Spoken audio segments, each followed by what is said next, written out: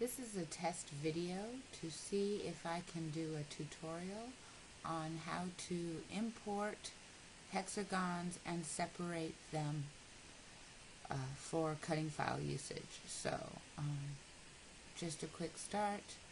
Let me go ahead and start a new file. What we're going to do is open up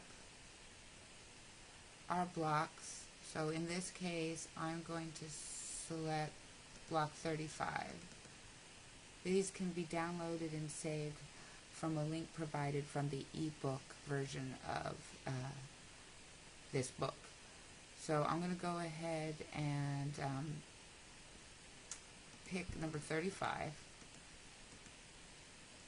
and import as a vector.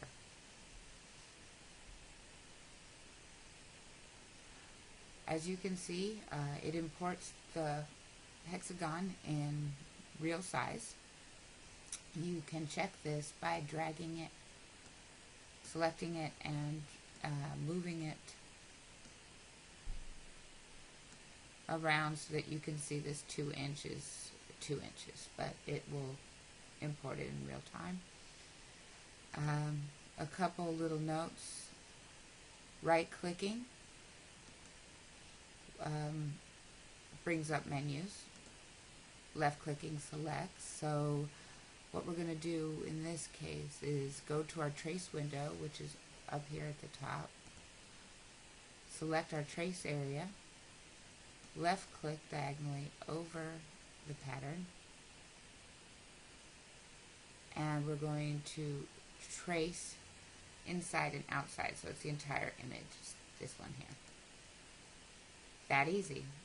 After it's done, select the original.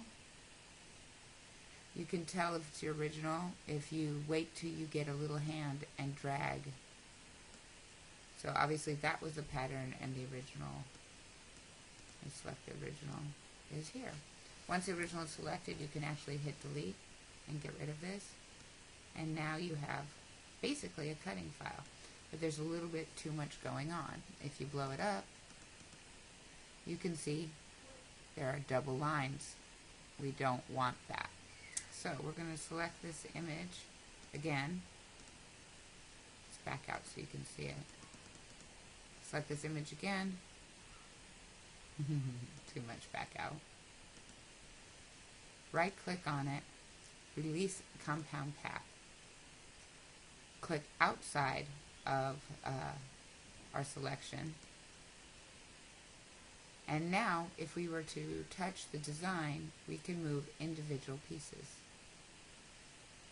In this case, I want to make a bunch of these. So, I am going to go ahead, since they're all the same, and select, let's go ahead and select all of these, just to be easier. Right click, make compound path. Now these are one item again. If I select it, I can go ahead and delete that. Now here's a cool feature. I can take this diamond, select it. You can tell it's selected because of the frame that's around it. Go to Object, Replicate, and I can fill the page. Boom. That easy. In fact, if I wanted to, I can make these closer together and probably even put more on there. So, back arrow. What I would do is Object, Replicate, row of 4. So now I have 4 of these. I'd bring them a little closer.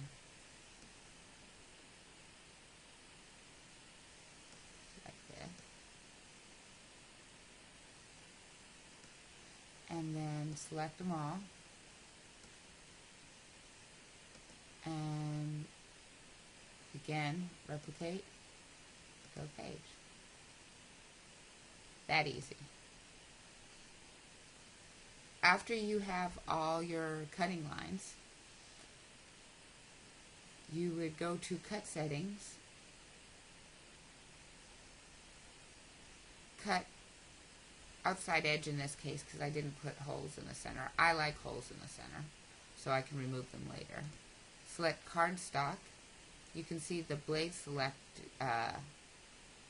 they recommend a 4, so you'd want to change your blade to number 4 and click send. That easy.